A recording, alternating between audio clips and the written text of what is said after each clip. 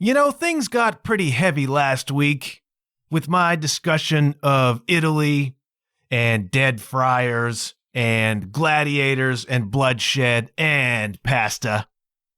So I thought this week I would lighten the mood just a little bit with some Jungian psychology.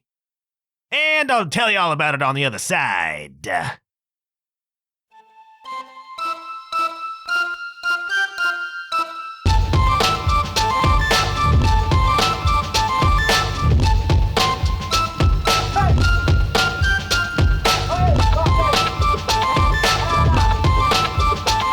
Hello, you're listening to the John Huff Podcast.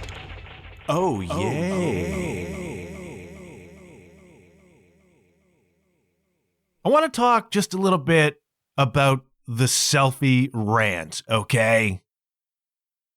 So if you haven't listened to last week's episode yet, last week I did a recap of my recent trip to Italy, and I spent the first 10 to 15 minutes of that episode talking about what I observed as the sheer pestilence of professional selfie takers everywhere I went.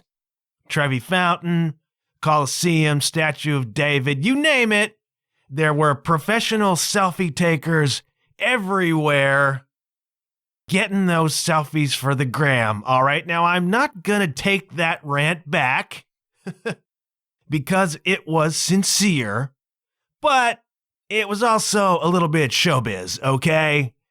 I was annoyed by some of the selfie people, but I don't really care that much, okay? Sometimes it's fun for sheer showbiz to do a little bit of a rant, but in retrospect, I regret it just a little bit because I don't want the tone of this program to be negative, okay? I don't want it to be salacious.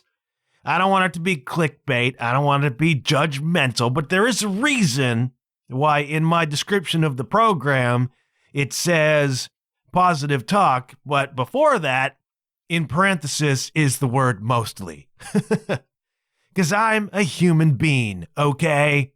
And like every other human being, certain things annoy me, but that's the interesting part of this conversation, okay?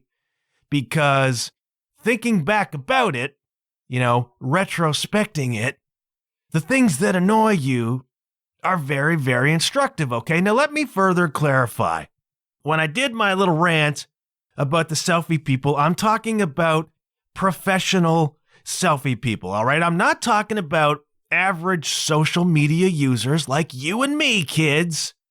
And yeah, of course, you go to the Statue of David and you take a selfie with it, or you and your partner, your spouse or significant other do the selfie thing, and you put it on Instagram for your friends and your family, and it's fun and everybody has a laugh and it's a memory. And that's 100% totally fine. Pretty much everything is 100% totally fine, okay? This is just me talking.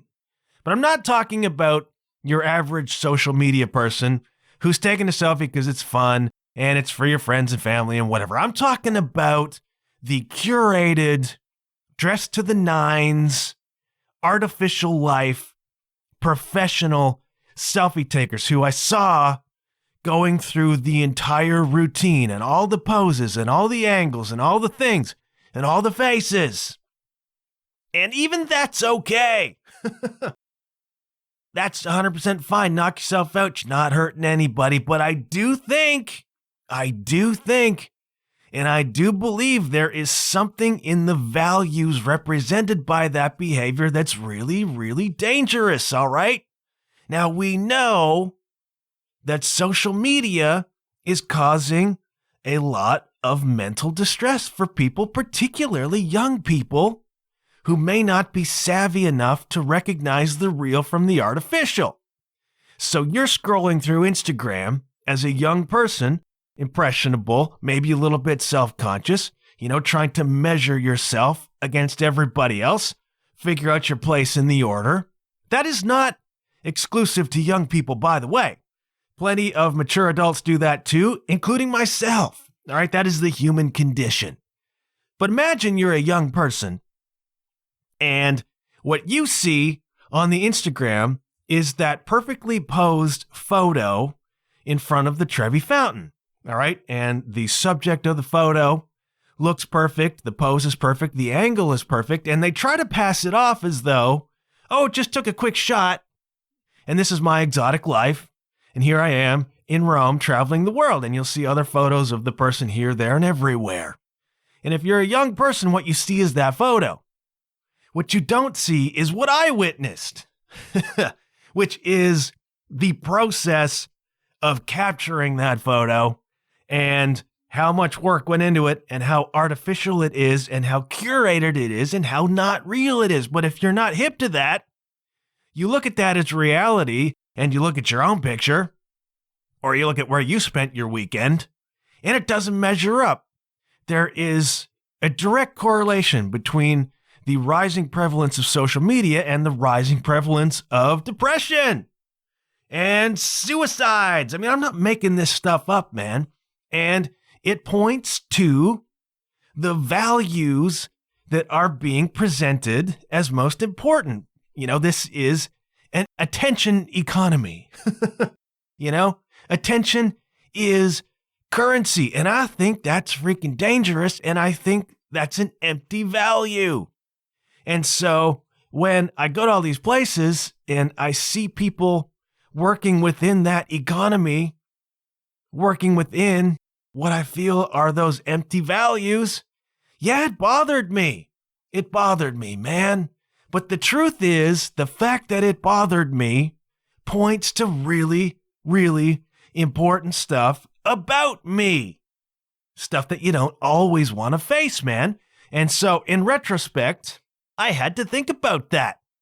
I had to think about the fact that I was annoyed by some of these people. And what does that mean? What is the value in that for me? The work of art is me. I don't want this program to be negative. I don't want this program to bag on people. That's one of the reasons why, generally speaking, I don't talk about music that I don't enjoy. I'm not on this program to bag on music, to bag on people. That just struck a nerve with me, and that's important, all right? The stuff that strikes your nerves is extremely instructive. And let's not forget that this program began 113 episodes ago as primarily a personal development podcast, because I was personally developing, and I still am. And so I had to look at this. I ran an ad on an app that I use to create some of the marketing around this podcast. All right, there's a lot going on behind the scenes, kids. All you see is the curated final product. Make it look seamless and easy. You don't see what goes into it. Anyways, I ran an ad for the last episode on this app. Doesn't matter. And the ad was fundamentally an audiogram, okay? So it's still photo from the episode, my episode art. I know, sometimes that's selfies.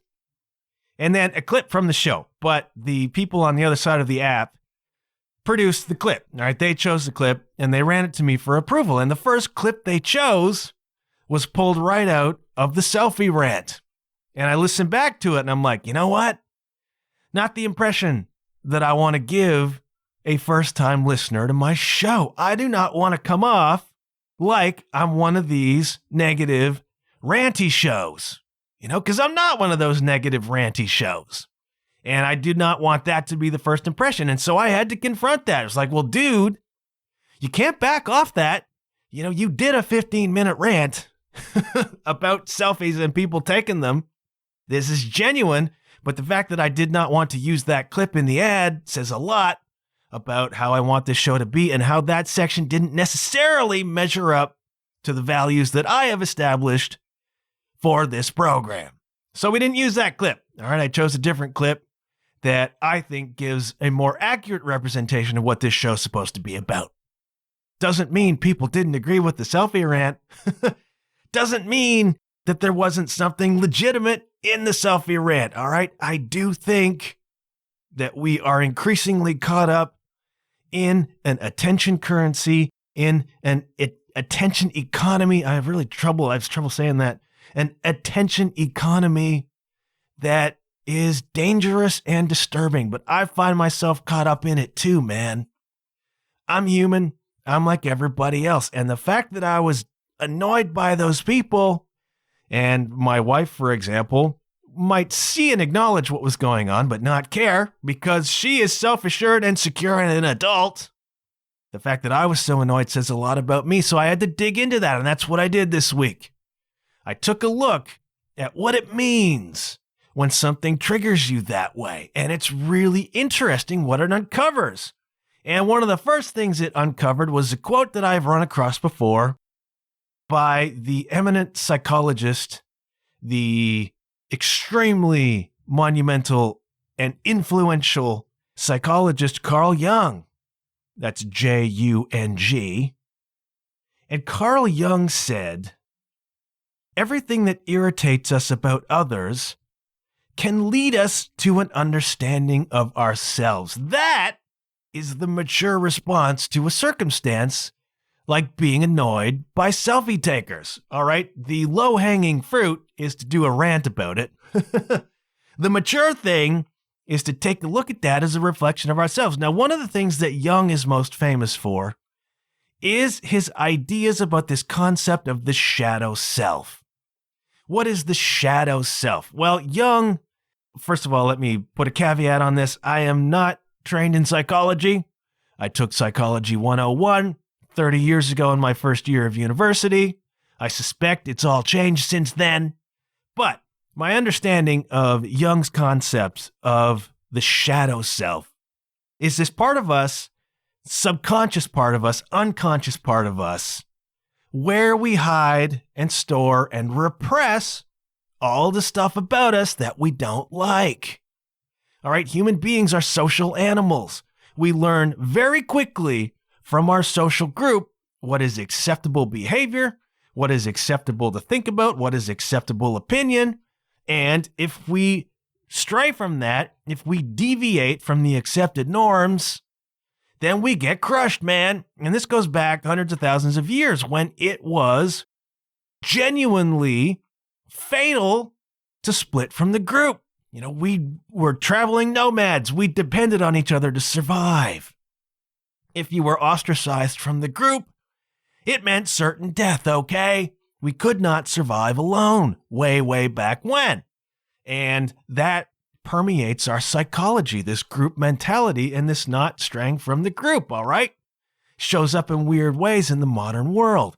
So we suppress a lot of the stuff about ourselves that would not be deemed socially acceptable. That might be anger, that might be resentment, that might be envy, that might be jealousy, that might be perceived deviant sexual desires and thoughts, you know?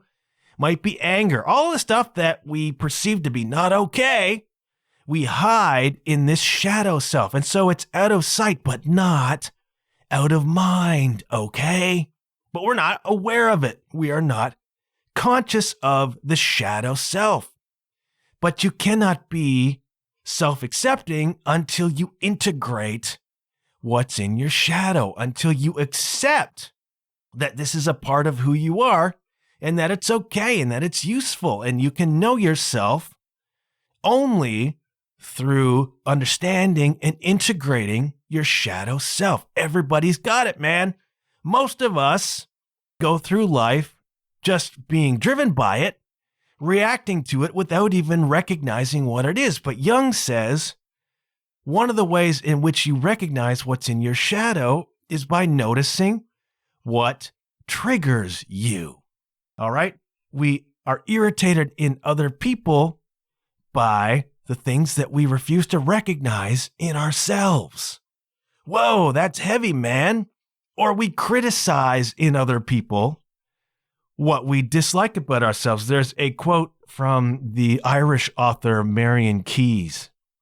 She says, "The things we dislike most in others are the characteristics we like least in ourselves." Everyone is a mirror, man. Everyone is your teacher. This is an interesting thought, and I haven't encountered this before, and I've thought about it before because I get annoyed a lot. I spent a life being professionally annoyed at times, you know?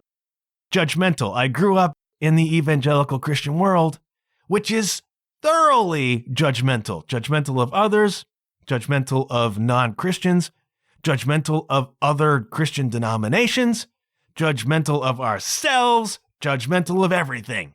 Grew up with that, Grew up in a world that is quick to judgment. A world that ends in judgment, according to the mythology. Come by it honestly, and it's a very human thing, all right? So this is an interesting thought. What does my annoyance at selfie people say about me? Well, one possible answer to that question is that I dislike in what I see in those people in myself. And what do I see in the selfie people? I see people seeking attention.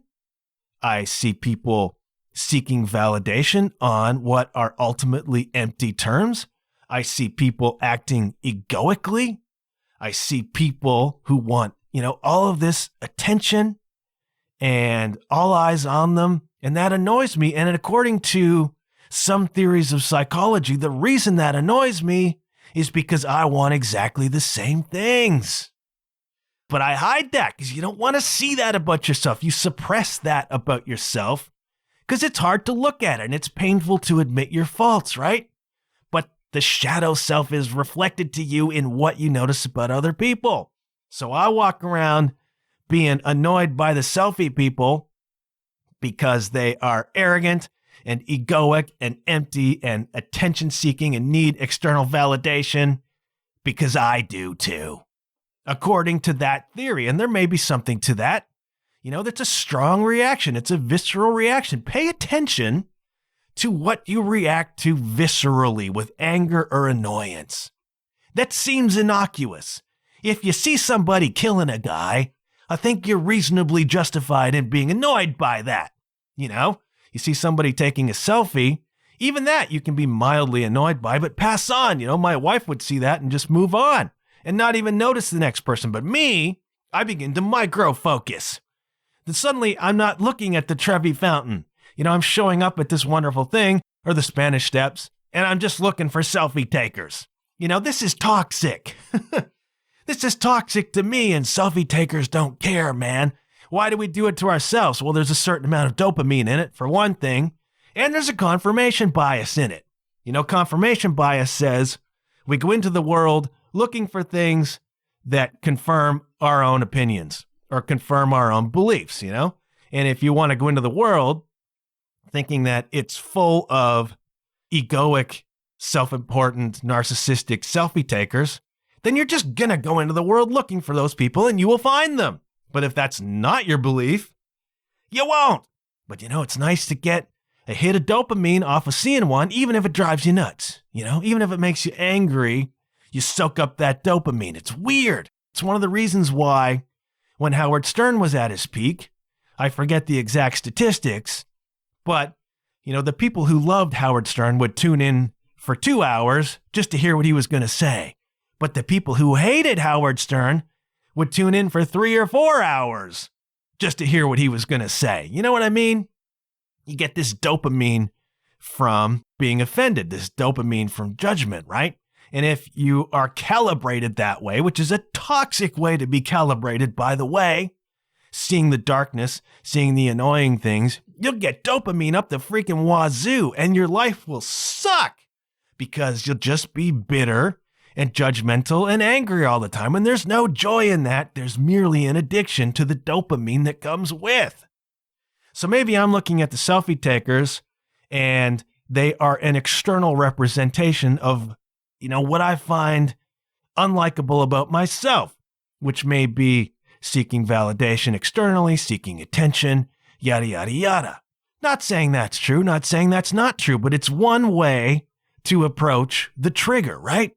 And I struggle with this a lot. If you've been listening for the last couple of years, I have struggled mightily with my presence on social media and whether it's just straight up ego-driven and seeking validation. And I'm very cautious about that. I'm very careful about that. And the fact that I am, and the fact that it's top of mind to me, tells me there's something in it. So maybe there's something there too.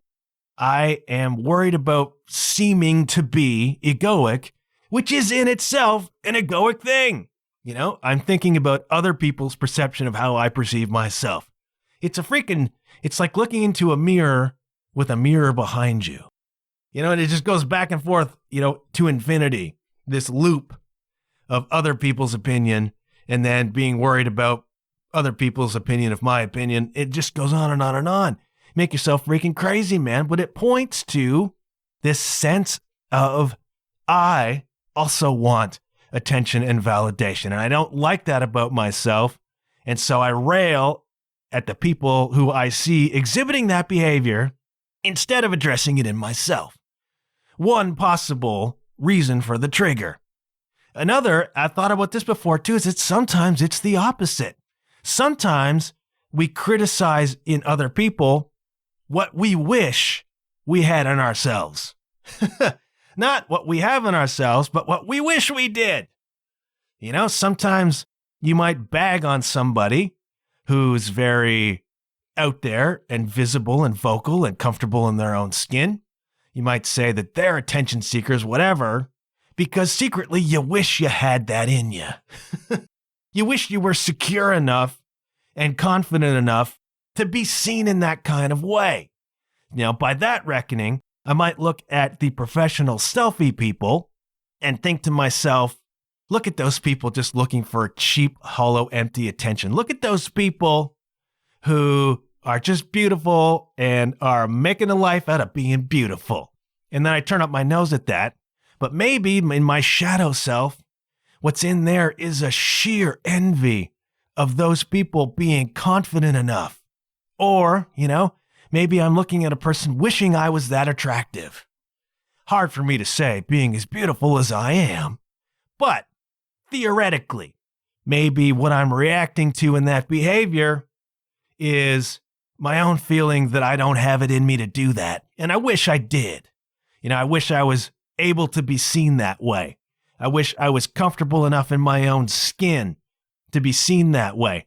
Maybe there's stuff that I want to do that I fear. I fear other people's perceptions of me doing that. And so I hide away. Whereas these selfie takers probably know they look irritating as hell to a lot of people. Don't care. Don't care what other people think. Maybe I fear judgment so deeply in myself that I resent those people who don't seem to fear judgment at all. And I know that judgment exists because I'm judging the hell out of them. Again, the loop turns back in on yourself. Do I look at those people and get annoyed because I wish I was as confident and out there as they are? Maybe there's something in that, I wish I could be, I don't wish I could be more like that, at least when it comes to social media and selfies.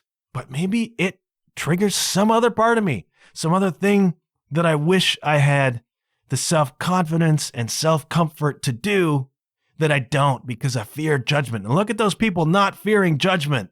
I'm going to judge them for that. The human mind is strange, man. Psychology is weird and fascinating. But what if what's really going on is I resent those people for their perceived success because of my own lack of success? Maybe it's a straight up jealousy.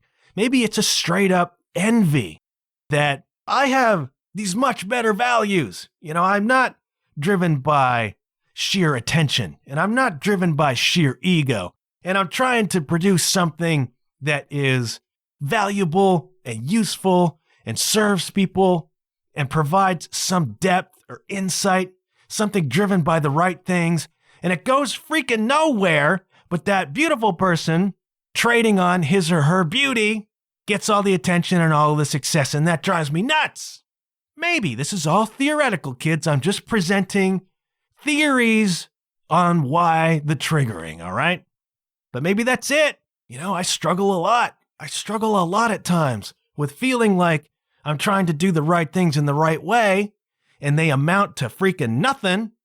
Whereas people doing what I perceive to be the empty and vapid and vacuous thing get all of the attention and all of the freaking success. I see that as a podcaster. There are times when I'm doing what I'll call market research, when I will just spin through and listen to a few minutes here and there of the really popular podcasts. And there are a lot of them that just seem to be empty, inane, vapid chatter about whatever is the most tawdry or controversial thing. And this is clickbait headlines. I mean, the internet runs on this. This is not just me figuring this out. News runs on that. If it bleeds, it leads, all right? All of this exists. I'm not making it up. There'll be times when I'll be like, but there's no value in this program whatsoever, and they're getting 1 million downloads a month, and they're making $25,000 a month on Patreon, or they've got X number of, it's just like, why? Same in pop music, same in fluff movies, and it all comes back to, I'm not successful. The real annoyance is, I'm not successful, and I'm trying to do things the right way, theoretically, and these other people who seem to be doing things according to my reckoning the wrong way and for the wrong values are cleaning up. And then it's just a sheer envy and frustration. Whereas I bet if I was sitting here making a great living with the podcast or making a great living in music or doing whatever, not even a great living, just meeting success targets as I define them for myself. If I had the sense within myself that I am successful, that I am doing well, then it wouldn't freaking matter who's taking a selfie at the Statue of David. Wouldn't freaking matter, because I'm too wrapped up in what I'm doing and having a good time and being good at it, doing it well, doing it successfully by whatever metrics you use to measure that. But if I'm not meeting those measurements, if I'm not meeting those targets, those metrics, and it's frustrating to me, and then I look around and I see selfie takers just doing the vapid thing and winning, there's a great deal of frustration that can come with that. And I think some of that is true in my case, because I have striven, I have strived and struggled in music, struggled as a blogger, struggled as a writer, struggled as a podcaster. And I think a certain amount of that comes into this. But then, it's the same thing with the social media. It's smoke and mirrors, man. So we might see people taking a brilliant selfie and it looks like they're having enormous success. But it's freaking smoke and mirrors, man. And I can get just as caught up as anybody else in perception being reality. You see this account and they seem to be doing wonderful. Look at all the places they're on. They're on yachts and they're driving Maseratis or whatever. And it's a complete lie. Don't fall for the lie. You have to see beyond what's presented to you face to face. Just saying. But there's something to that. There's something to this notion that you become annoyed with other people purely as a result of feeling unsuccessful in yourself. Do you get that sometimes? A lot of you musicians out there, you might look at bands and you're like, why is that freaking band successful? But you wouldn't care if your band was successful. You know what I mean? Or if you were simply self-assured. Again, I'd look to my spouse or significant other who is self-assured and mature and confident. And she may have seen the selfie people or not even noticed them till I was bringing them to her attention. And she's like, yeah, whatever. On she goes. Why? Because she's assured within herself. But I'm not. I'm so, self-conscious and insecure and frustrated and unsuccessful that I just gotta look for things to lash out at. And that's the shadow self-talking, man. If you are annoyed by people, if you are annoyed by a certain behavior, that is a freaking marker. That is a clue, man, to your shadow self. That is either stuff that you see in yourself and don't like, stuff that you wish you saw in yourself and don't like, or simply an indication that you're dissatisfied in some way with your own life. And it is easier to rail at somebody else than to address the weaknesses in your own game. That's why this is extremely instructive, man. And that's why I had to look at it. But the reality is, if you don't address it, it's just straight up toxic energy. All of this is energy, man. So if you are annoyed by something, to the point where you're walking around Italy, missing Italy and just looking for the behavior that annoys you. That's an extraordinary amount of energy that can be alchemized. That is energy that can be turned into something rather than being angry or annoyed and launching a 10 to 15 minute diatribe. Again, that was a lot of showbiz, okay? But instead of launching that diatribe, you take that energy and you write a song with it, or you practice drums with it, or you create a piece of art with it, or you blog about it in a way that's more constructive. Like I'm trying to do right now, taking the energy of that annoyance, but turning it into, how do we use it for personal development? How do we use it to understand ourselves? How do we use it to become better? These clues are really, really important. And that is energy is just energy. It becomes positive or negative depending on how we use it and assign it, right? So if you're better at your game, if you're working at a higher level, you can take that energy and turn it into something good. Turn it into something better. And understand yourself a little bit along the way. This is the great thing about it, is that we understand ourselves better when we recognize what's in the shadow. And when you integrate that stuff, you say, well, you know what? I get angry about this and that. I recognize this about myself, and what does it mean? And how can I use that so it doesn't become toxic? Otherwise, you just become wrapped up and locked into this really toxic existence where you're just going around being annoyed. You've met these people. You've met these people who relentlessly judge, criticize, rail, make sarcastic comments, bring people down. It's easy to do. It's the low-hanging fruit, man. The easiest thing to do is to judge people and criticize. The easiest. The hardest to do is take a look at that judgment and criticism and understand what it reflects about yourself, and then begin to do the work to change it. So, hats off to the selfie people. Knock yourselves out, man. I got to focus on what I'm doing. I got to be comfortable and confident in my own values, whatever they are. You have to identify what they even are. And one of the ways in which you do that is to recognize what they aren't. So if you're genuinely annoyed by what seems to be the ego in attention culture and selfie culture, how does that reflect your own values? You say, I don't want to be that kind of person. I don't value that. I value more substance. I want to create art that carries a little more weight than that. Okay, that's cool. You begin to define yourself as what you are against what you are not. That's cool, and that's all useful, and that is all presented to you, the shadow self, the shadow selfie, reflected to you and other people. And that has been the really useful lesson. And you do not want to get caught up in that, because you will miss Italy. You will miss the tour that you're on. You will miss whatever. You will miss your family Thanksgiving because you sit there just smoldering about all the stuff that annoys you, which is ultimately empty and wasteful use of energy. It just makes the world freaking toxic, and that is not what we want. We want a world that is positive. I've had to remind myself, I developed this little mantra many, many years ago because I found myself in a very judgmental frame of mind. And it was not fair, and it was arrogant. And I don't want to be that. Those are not my values. I developed this little mantra that said, be generous about people. Not be generous to people, although you should be, but generous about people. Cut people some freaking slack. If people do stuff that annoys you, I'm talking to myself here. If people do stuff that annoys you, recognize the annoyance, let the people go, work on the annoyance.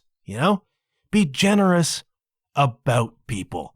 Cut people slack. Try to like people. Try to like yourself too, by the way.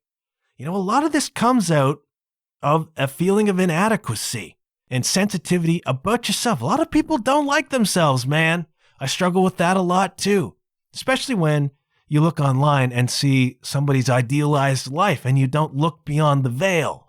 You don't look at how many poses they had to go through and how many filters to get that just right. Smoke and mirrors, man. But a lot of people don't like themselves, and social media contributes to that. And so maybe that's an annoyance too. When you see people who are caught up in this artificial world and it's frustrating and you're not mad at the people, you're mad at the world. But it's all toxic energy. It's not good for you. It's not good for me. And that's not what we want to do here. So, in the coming week, if you run across things or people that bother you, anger you, disproportionately, unjustifiably, at least on the surface, and your temptation is to criticize and your temptation is to judge, step back. Look within yourself and say, am I criticizing this person because I'm exactly the same freaking way and don't want to acknowledge it? Am I criticizing this person because secretly I wish that I could be more like that?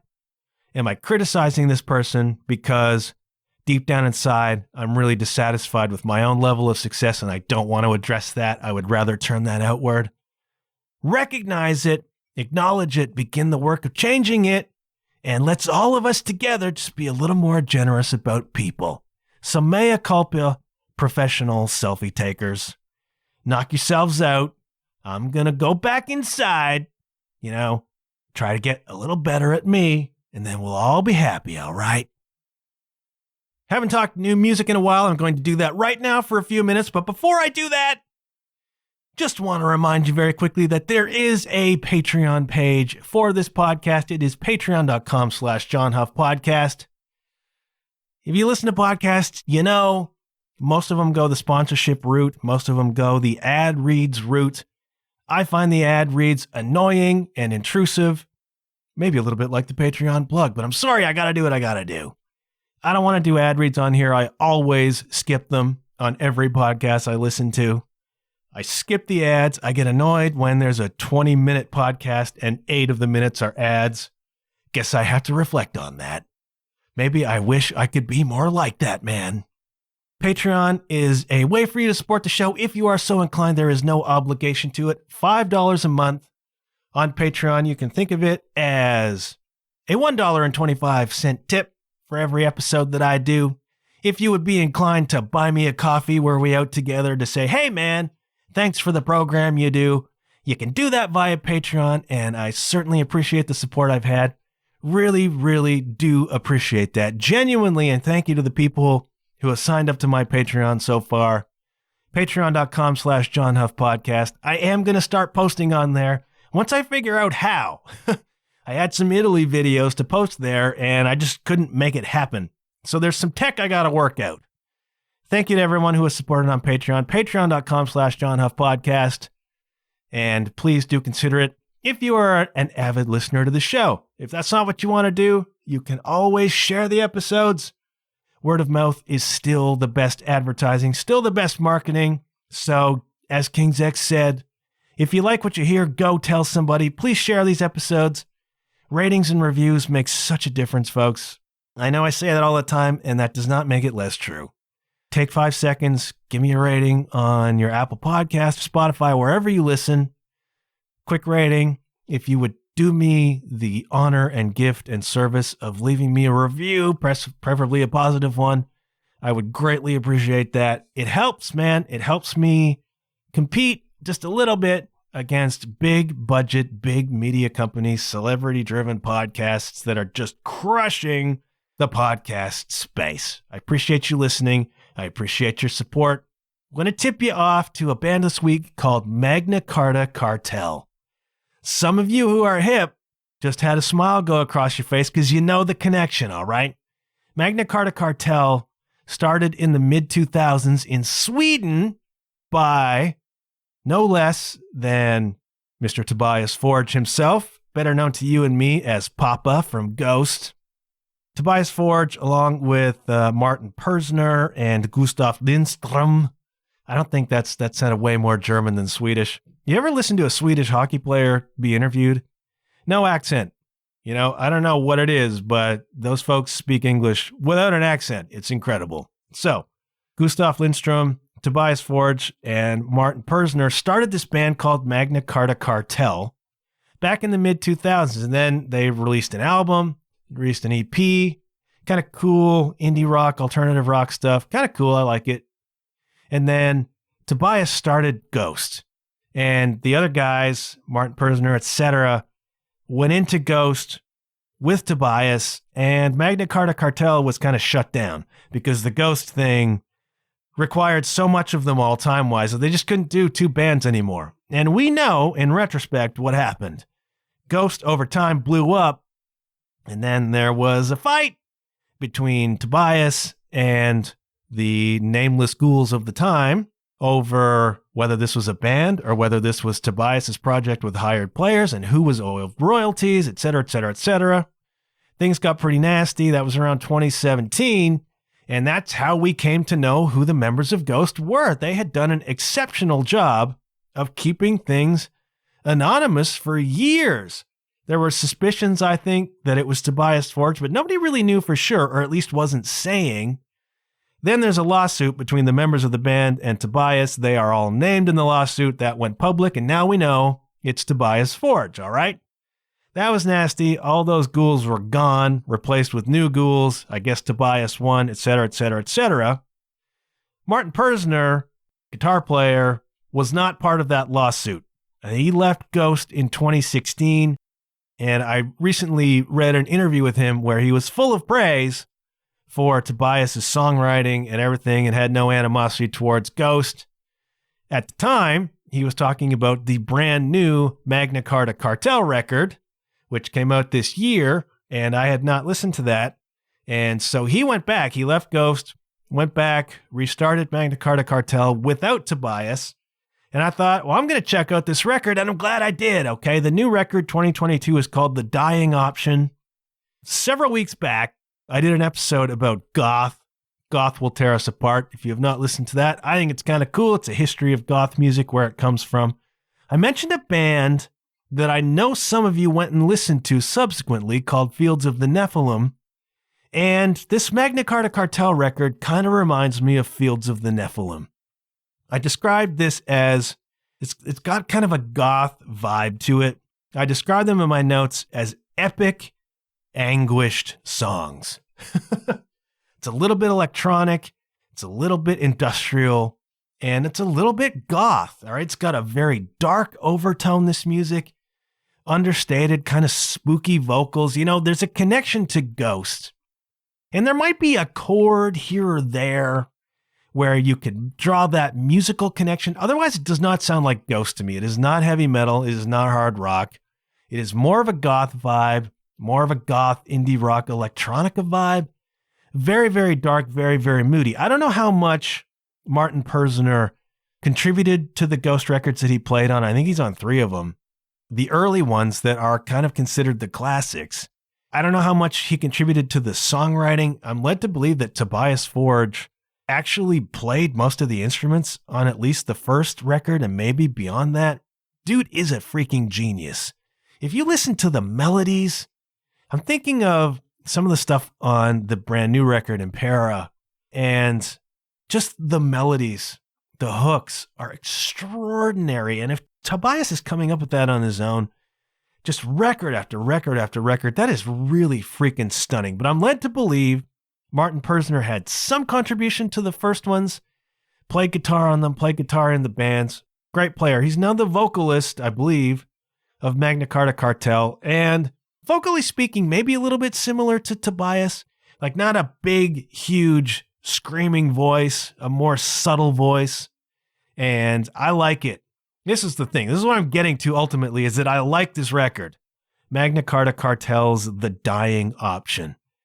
Goth feel, moody, anguished, epic, great driving music. Great driving music. You know, it doesn't punch you in the face. It's a little bit more subtle. If it's dark, a lot of minor chords, kids, a lot of minor chords. I'm going to point you to 2 songs, all right? The song Silence and the song Savant-Garde. Not avant-garde and not savant, savant-garde. And they are both, I think, just prime examples. Some really catchy stuff, really moody stuff, really dark, bit electronic, bit goth. Magna Carta Cartel. I'm going to put those songs on the John Huff podcast, referenced on the podcast playlist on Spotify, which has a ton of music on it now because we're getting near the end of the year. Stuff you can go and listen to that we have talked about on this podcast over the year. I always enjoy looking at that. I always enjoy looking at a playlist of songs that we've talked about and seeing things just bounce everywhere, from Neil Diamond to Ghost to Galactic Cowboys to whatever we've talked about this year. I think it's fun. Olivia Newton-John. I think it's fun. Julie London. Just to see all the different places we go. I think that's pretty freaking cool, man. You know, they say in podcasting, you need to niche. You need to niche right down. So I guess we only talk about Olivia Newton-John and that's it. I like that we go everywhere, okay? Some of you like that too, and you told me, and I appreciate that. So go check out that playlist. I will put Magna Carta Cartel on there. Check out the album, The Dying Option, released this year. I think it's pretty cool. I think if you're looking for a musical change of pace, that's a good place to look, all right? Now, I want to make these episodes shorter, so I'm going to cut it off right now. I want to thank you for listening. You can find me on Instagram doing my selfies at JW_Huff. You can find me on Tic Tac.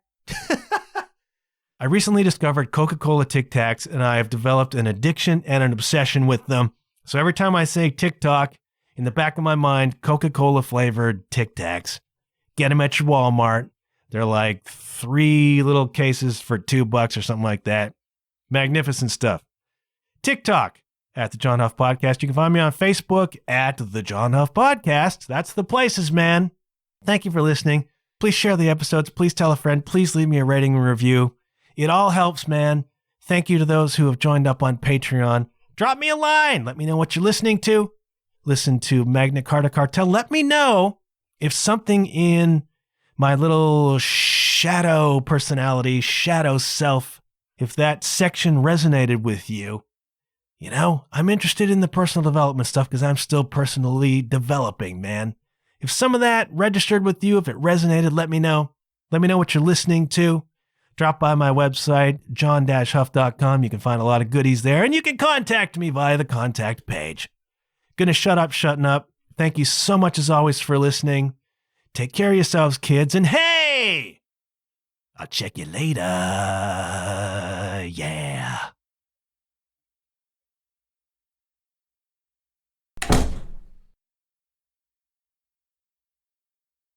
Got another one from Herman Hesse.